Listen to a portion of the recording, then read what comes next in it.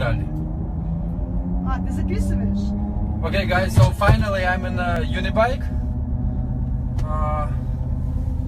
So here I am. Natalie is over there. Hello. And we have the first test drive in this unibike.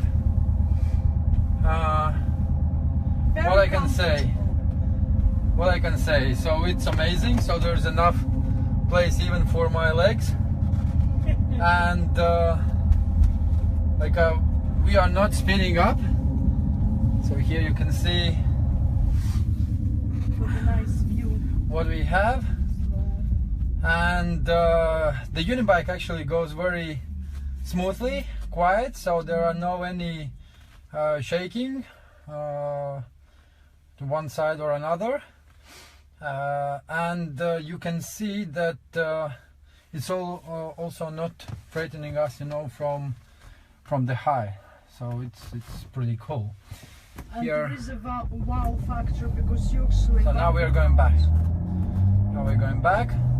So I just asked, to have the first ride, because this is amazing.